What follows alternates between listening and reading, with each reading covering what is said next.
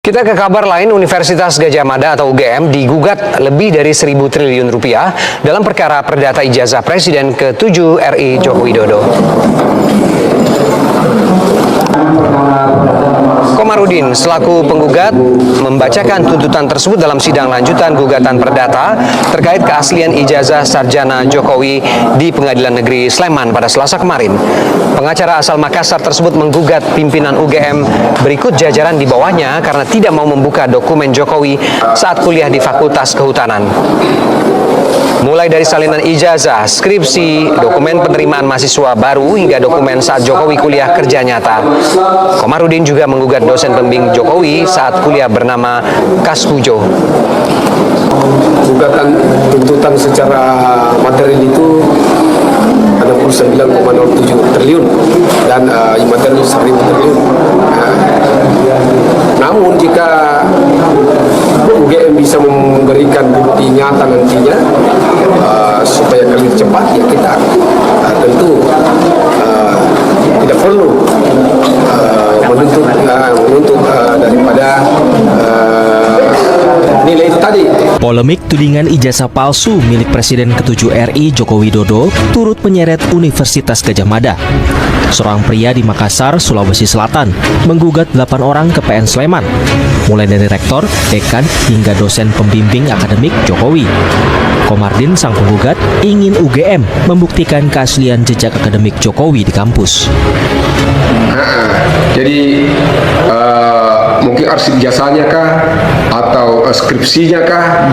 Jadi termasuk jasanya itu kita minta dibuktikan di pengadilan, skripsinya, kemudian daftar nama waktu si Penmaru, ada namanya KRS, kartu rencana studi. Ya kalau semua yang yang pendukung kalau bisa dihadirkan, dan ini nanti kita minta supaya diuji oleh suatu tim, mungkin tim gabungan, supaya tidak mencurigai. Rencana kita ya kita mau hadirkan dari Amerika, Singapura, Australia kalau perlu, supaya ini bisa tidak lagi mencurigai. Menanggapi gugatan ini, UGM mengaku siap menghadapi gugatan dan telah menyiapkan langkah hukum, termasuk barang bukti yang akan dihadirkan. Ya, kalau diminta oleh Yang Mulia Hakim, saya akan datang, terutama untuk menunjukkan ijazah asli dari SD, SMP, SMA, sampai S1. Akan saya tunjukkan semua. Tapi ini bukan hanya Jokowi loh yang menyatakan bahwa dia itu akan membawa ijazahnya ke depan persidangan kalau diperintahkan oleh majelis hakim. Sehari berselang, ini tanggal 24 Desember 2025 ya, seusai bertemu Jokowi di rumahnya di kawasan Sumber Solo, pengacara Jokowi, YB Irfan, menegaskan bahwa dia sudah mendapat izin dari Jokowi untuk mengajukan peminjaman ijazahnya kepada penyidik Polda Metro Jaya, supaya ijazahnya Jokowi itu bisa ditunjukkan di muka hakim dalam persidangan hari ini maksudnya ya. Ijazah tersebut saat ini disita dan dalam penguasaan penyidik di Polda Metro Jaya dalam laporan kasus ijazah palsu yang dilaporkan oleh Jokowi, dan kini menyebabkan 8 orang jadi tersangka. Itu ada Eki Sujana dan kawan-kawannya dalam klaster tim pembela ulama dan aktivis, ini jumlahnya 5 orang, dan kemudian klaster yang kedua itu adalah klaster trio RRT, Roy Suryo, Dr. Ismun, dan Dr. Tifa. Ya, kalau ternyata akhirnya Jokowi tidak datang sesuai janjinya, sesungguhnya kita nggak perlu merasa di prank amat lah gitu oleh Jokowi ya. Ya begitulah Jokowi, seperti kata netizen, kalau belok kiri itu, kalau sign-nya belok kiri berarti dia mau belok ke kanan. Itu yang ngomong bukan hanya netizen, itu almarhum Profesor Azumati Azra juga menyatakan seperti itu ya. Harus pernyataan Jokowi itu harus diartikan secara terbalik. Nah, kalau Anda percaya bahwa kali ini Jokowi betul-betul akan menepati janjinya, yang salah saya kira bukan Jokowi, tetapi Anda. Kenapa kok masih percaya juga gitu? Hari ini persidangan sesuai jadwal adalah penyerahan bukti dari tergugat setelah pekan sebelumnya dalam sidang tanggal 30 Desember. Itu penggugat menyerahkan bukti-buktinya. Ada 4 tergugat. Pertama itu Joko Widodo, mantan Presiden Republik Indonesia ke-7. Tergugat kedua itu Rektor UGM Profesor Ova Emilia. Tergugat ketiga Wakil Rektor UGM Profesor Wening Udasmoro. Dan tergugat keempat itu polisi. Dalam hal ini adalah Polda Metro Jaya yang sekarang menguasai ijazahnya Jokowi. Ijazah yang disebut milik Jokowi. Namun ternyata keempat tergugat tidak satu pun yang mengajukan bukti ijazah Jokowi, atau setidaknya fotokopinya lah ya yang harusnya diajukan.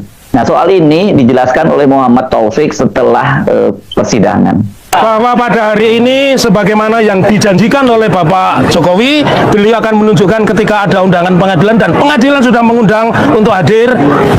Ada berita yang sangat menggembirakan bagi kami. Yang pertama, yang seperti yang disampaikan tadi oleh tim kuasa hukumnya yang diketuai Pak JB Irfan, mengatakan hanya satu bukti. Satu bukti itu saya berikan, saya tekankan adalah kopi dari file scan.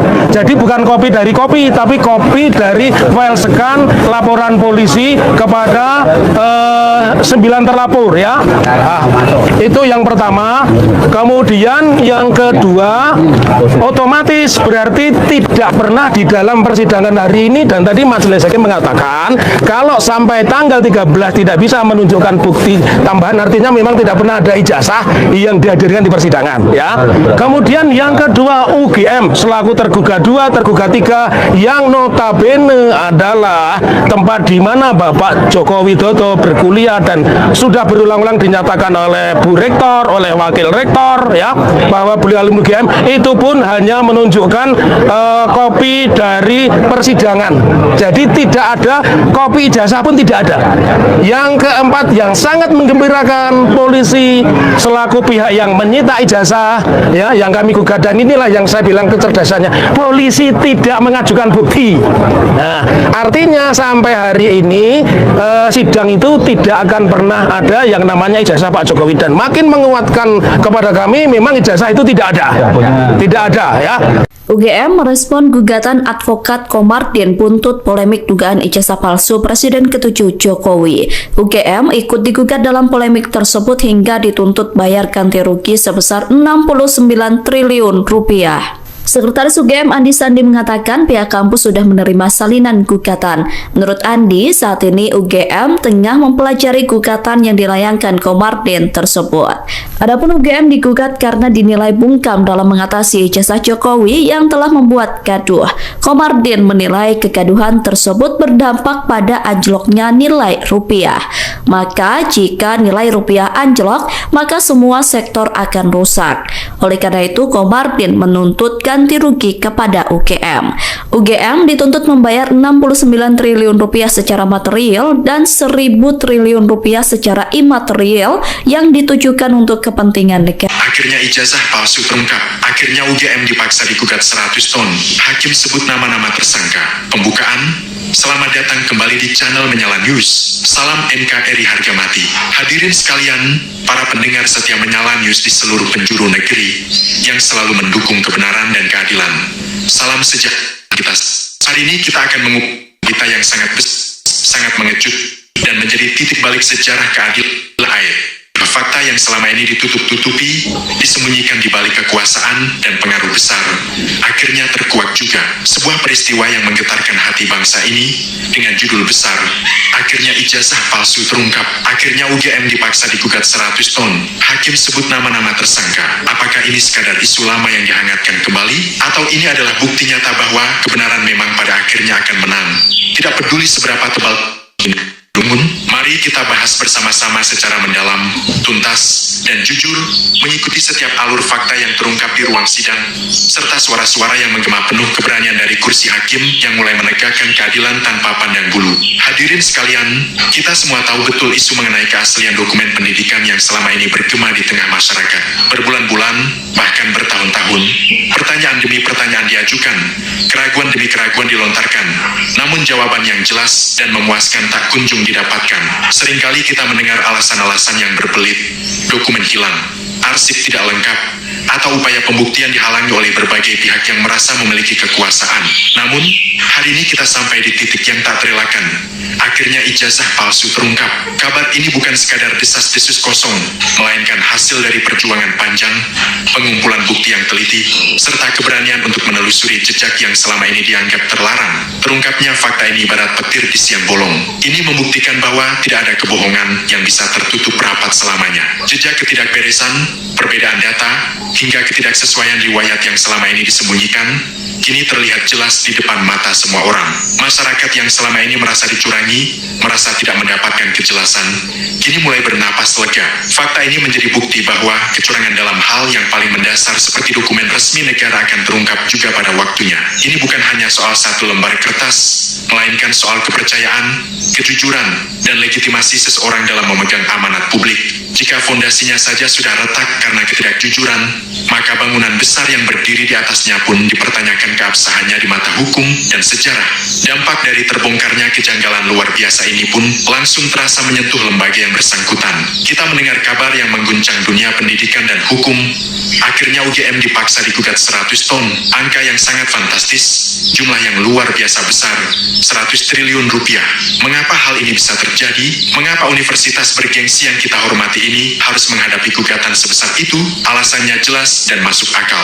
Gugatan ini diajukan karena dianggap adanya kelalaian, kelancangan, atau bahkan dugaan keterlibatan dalam proses penerbitan dokumen yang tidak sesuai dengan prosedur hukum dan aturan yang berlaku. Pihak yang dirugikan merasa bahwa nama baik, kredibilitas, dan hak warga negara telah dikorbankan akibat adanya praktik yang tidak benar di lingkungan lembaga pendidikan tersebut. Meskipun berat dan besar namanya, lembaga ini pun tidak bisa lagi berlindung di balik gengsi atau nama besar. Hukum berlaku sama bagi siapa saja, dan jika memang ada kesalahan atau kelalaian yang merugikan banyak pihak, maka pertanggungjawabannya pun harus ditegakkan seberat-beratnya. Frasa dipaksa di sana mengandung makna yang dalam. Artinya, segala upaya penyelesaian secara kekeluargaan, penundaan, atau upaya meredam masalah ternyata tidak membuahkan hasil. Masalah ini harus dibawa ke jalur hukum, diproses secara terbuka, dan diselesaikan dengan keputusan yang tegas. Tidak ada lagi jalan pintas, tidak ada lagi perlindungan istimewa. UGM kini harus menghadapi proses hukum ini, menjawab setiap tuduhan, dan membuktikan di hadapan pengadilan apakah semua proses yang dilakukan selama ini sudah benar-benar bersih dan sesuai aturan. Dan inilah bagian yang paling membuat kita bangga sekaligus merinding menyaksikan keberaniannya. Hakim sebut nama-nama tersangka di ruang sidang. Hadirin sekalian, ini adalah langkah yang sangat langka dan berani. Di tengah situasi di mana banyak pihak takut untuk bersuara, takut menyinggung kekuasaan, seorang hakim justru tampil tegak, berpegang teguh pada bukti dan hati nurani, lalu menyebutkan secara gamblang, terang benderang, siapa saja pihak-pihak yang terlibat dalam kasus besar ini. Tidak lagi samar, tidak lagi menggunakan istilah pihak tertentu atau orang tidak dikenal. Nama-nama tersebut disebut satu persatu, menjadi catatan resmi persidangan, menjadi milik publik untuk diketahui. Ini adalah bukti bahwa aparat penegak hukum mulai berani memutuskan mata rantai ketakutan. Menyebut nama tersangka berarti membuka pintu keadilan yang sesungguhnya, memberikan kesempatan bagi mereka yang ditunjuk untuk membela diri secara terbuka, sekaligus memberikan kepastian kepada masyarakat luas bahwa proses ini tidak main-main. Siapa saja nama yang disebutkan, berbagai kalangan mulai menebak, namun yang pasti, nama-nama tersebut adalah sosok-sosok yang memiliki peran penting, baik dalam proses pengurusan dokumen, pengesahan, hingga mereka yang secara langsung maupun tidak langsung diuntungkan dari adanya dokumen yang bermasalah tersebut. Semua terjaring, tidak ada yang lolos begitu saja. Keberanian hakim ini patut kita apresiasi setinggi-tingginya, karena ia telah menempatkan hukum dan kebenaran di atas segalanya, di atas kepentingan kelompok, di atas rasa segan, dan di atas tekanan yang mungkin datang dari mana saja. Mari kita renungkan sejenak, hadirin sekalian, seberapa besar kerusakan yang ditimbulkan akibat adanya praktik ijazah palsu atau yang bermasalah ini, bukan hanya soal uang gugatan yang mencapai ratusan triliun, melainkan kerusakan pada mentalitas bangsa, rusaknya kepercayaan terhadap lembaga pendidikan, serta ketidakadilan bagi mereka yang belajar dengan jujur, bersusah payah, namun tidak mendapatkan kesempatan yang sama. Ketika dokumen yang menjadi bukti seseorang kemampuan ternyata diragukan keasliannya, maka seluruh sistem nilai kita pun terguncang. Kita menjadi bingung, mana yang benar dan mana yang salah.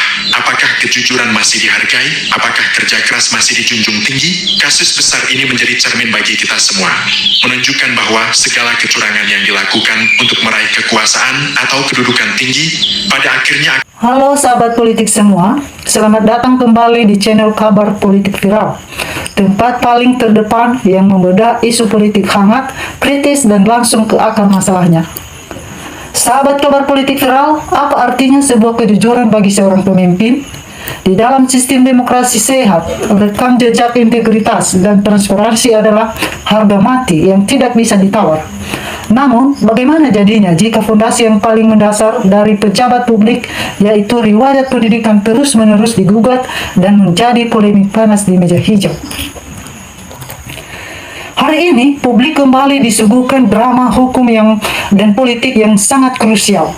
Sidang gugatan Citizen Lawsuit terkait dugaan keabsahan ijazah Presiden Joko Widodo di Pengadilan Negeri Surakarta kini telah memasuki babak baru, yaitu agenda pembuktian.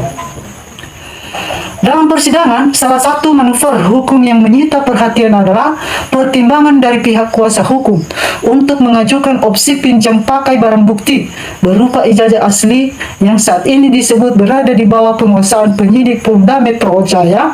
Hal ini memicu pertanyaan besar di tengah masyarakat. Mengapa dokumen akademis seorang alumni harus berada di ranah penyidik hukum? Lebih dari itu, perdebatan ini makin memanas setelah Komisi Informasi Publik atau KIP mengeluarkan putusannya. Secara yuridis, KIP menegaskan bahwa dokumen penyidikan seorang pejabat publik bukanlah wilayah privat yang tabu untuk disentuh, melainkan informasi terbuka yang wajib diakses oleh masyarakat sebagai bentuk akuntabilitas. Universitas Gadjah Mada atau UGM pun turut diuji integritasnya untuk membuktikan kebenaran secara benderang di hadapan publik, sebab dalam hukum keraguan yang tak terjawab hanya akan melahirkan spekulasi tanpa akhir. Tidak berhenti di situ, polemik ini ternyata memiliki efek domino yang mengguncang panggung politik. Sorotan tajam kini juga mengarah kepada Wakil Presiden Gibran Raka Buming Raka.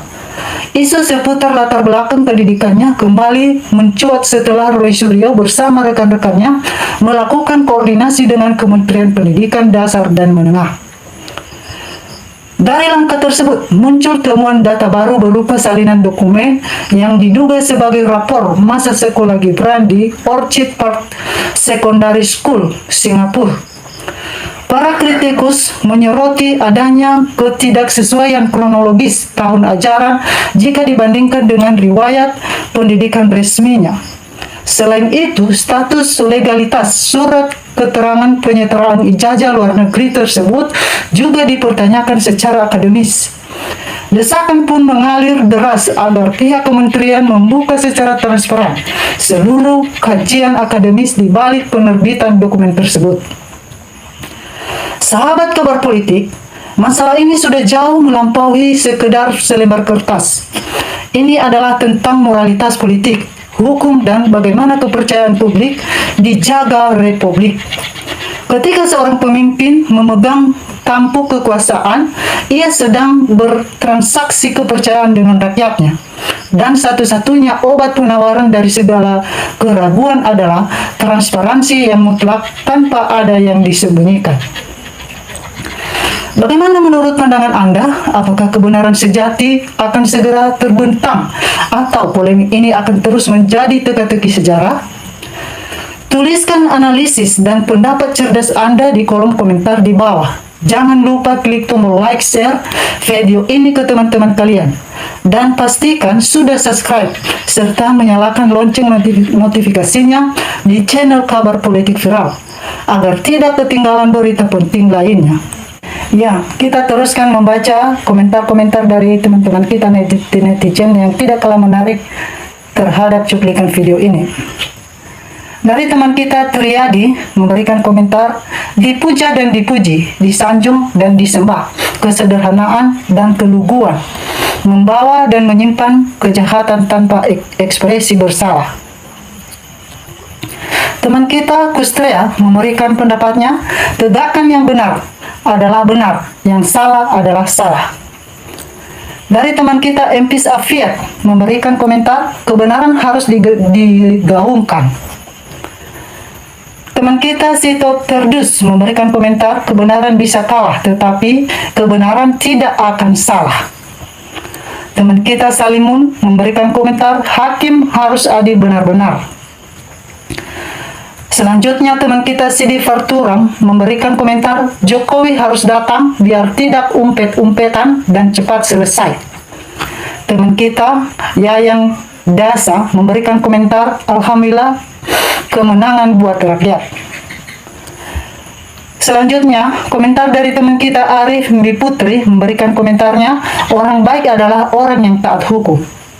Teman kita Jumroni Moni memberikan komentar, Alhamdulillah hidup rakyat. Teman kita Suhihab Suti memberikan komentar perjuangan suara rakyat Indonesia. Teman kita Dono Kleinyak memberikan komentar, Alhamdulillah Indonesia maju. Teman kita Rahmat Tahim memberikan komentar, tidak mau memperlihatkan karena foto ijazahnya berbeda banget. Teman kita Untung Subarno memberikan komentar, rakyat mengharap keadilan harus tunjukkan dan ijazah sesuai yang diminta. Kalau memang ada ijazah, harus ditunjukkan agar rakyat mengetahui. Teman kita Nur Widayati memberikan komentar, katakan salah jika salah, Allah bisa murka jika melindungi yang salah. Teman kita Suprijono memberikan komentar, tunggu putusan sidang pengadilan ijazahnya, kemudian lanjutkan langkah hukum selanjutnya. Teman kita Udin Saja memberikan komentar, rakyat mendukungmu Pak Roy Butifa, terus semangat. Teman kita Wang Muyat memberikan komentar, hadirlah dalam sidang hukum bila itu warga WNI yang baik untuk contoh kepada rakyat. Teman kita Jayaran memberikan komentar, kalau sudah habis penegak hukum disuap, tinggal digiring ke tahanan penjara. Teman kita Ibu Yatimah memberikan komentar, memang Allah selalu berpihak pada yang benar. Alhamdulillah Robi Alamin. Detik ini perjuangan Pak Roy dan Dr. Tifa telah berhasil atas ridho Allah Subhanahu wa Ta'ala. Teman kita Undang Supriyatna memberikan komentar, kalau JKW dan OVA dihukum, rakyat akan ramai-ramai bersyukur. Teman kita Indah Budi Marla memberikan komentar, Allah Subhanahu wa Ta'ala tidak pernah tidur dan malaikat selalu mencatat semua perbuatan umatnya, dan baik maupun buruk, salah maupun benar, maka setiap kebohongan tetap disimpan dan ditutupi serapi apapun tetap terbongkar juga. Teman kita Bapak Sumardiono memberikan komentar, yang benar pasti menang, yang salah pasti kalah. Teman kita Mas Kur Effendi memberikan komentar, tegakkan keadilan demi negara Indonesia. Selanjutnya kita membacakan komentar Oppo Baru BT memberikan komentar, mohon kejujuran dijunjung tinggi, malah di meja hukum dan seorang presiden. Teman kita Pule Jati memberikan komentar, Alhamdulillah semangat Bapak Roy dan Dr. Tifa. Teman kita Tuyul Prima memberikan komentar, kalau palsu harus dihukum. Teman kita Agus Simail memberikan komentar, Pak Jokowi harus diperiksa, berani tidak Pak. Teman kita Mesia Dawagulo memberikan komentar, Alhamdulillah, Alhamdulillah, Alhamdulillah. Teman kita Dewi Wahyuni memberikan komentar, Alhamdulillah. Teman kita Parineta Raja memberikan komentar, Alhamdulillah terbongkar juga, walau disimpan rapi, kalau bangkai pasti bau juga. Teman kita Samsudin memberikan komentar, tegakkan yang tidak salah, runtuhkan yang tidak benar, benar-benar runtuh salah. Teman kita Bang memberikan komentar, puji Tuhan, kemenangan untuk rakyat. Teman kita Barsamawi memberikan komentar, tunjukkan kalau di Indonesia itu negara hukum, berpihak pada yang benar, jangan sampai berpihak pada yang salah. Teman kita User memberikan komentar, setuju rakyat Indonesia. Teman kita Joko Cah memberikan komentar, hukum harus ditegakkan, yang memalsukan ijazah dihukum berat, kembalikan gaji dan fasilitas negara. Teman kita Syukurman Cia memberikan komentar, sesama manusia bisa melindungi kebohongan, tapi di hadapan Allah nampak semua. Teman kita Mawardi Madukoro memberikan komentar, alhamdulillah kebenaran yang benar tetap. Siapa yang bersubah akan kena balanya. Saya malu sebagai warga Indonesia. Selanjutnya teman kita Atiro Hagus memberikan komentar, Bung Roy dan Dr. Tifa pahlawan bangsa yang mempertaruhkan nyawanya, jiwa raganya, dan harta untuk menguak kebenaran. Teman kita Cairul Lawari memberikan komentar, tangkap semua ternak Mulyono, bikin gaduh saja, nggak bisa memperlihatkan ijazah aslinya. Teman kita Marsono memberikan komentar, alhamdulillah Bapak Jokowi, kalau memang Bapak salah dalam ijazah ini, ya terima semua itu. Allah yang mengatur Bapak. Mau diberikan cobaan yang mungkin orang lain tidak sanggup, semoga Bapak tetap tabah. Sebetulnya yang goblok itu para pejabat penegak hukum, matanya ditutup duit. Saya rakyat kecil cuman bisa mengucapkan terima kasih atas Bapak pemimpin Indonesia hingga keadaannya begini. Yang tabah Pak, semoga Allah selalu melindungi Bapak. Teman kita Asrum nih memberikan komentar, ya Tuhan, bukakan pintu hati jaksa dan hakim untuk jujur dan adil demi rakyat Indonesia. Teman kita Ekskludiatok memberikan komentar, sudah dipastikan si JKW akan sangat gelisah saat ini. Teman kita Serba Serbine memberikan komentar, sudah kukatakan dalam hatiku bohong tak akan menang. Teman kita Suparman memberikan komentar, kita berharap kepada kekuasaan Allah Subhanahu wa Ta'ala yang tidak pernah tidur. Teman kita Tamrina Sution memberikan pendapatnya, negara sebesar Indonesia dan di negara ini masih banyak orang yang baik dan jujur. Ayolah para penegak hukum, demi keselamatan negara ini bertindaklah dengan seadil-adilnya. Ingatlah akan ada hari akhirat, akan kita bertanggungjawabkan di hadapan Tuhan. Demikianlah teman-teman pendapat-pendapat teman-teman kita netizen, dan jangan lupa kita selalu kawal demokrasi Indonesia supaya menjadi negara yang baik dan dirasakan oleh masyarakat umum. Atas demokrasi negara Indonesia, salam NKRI.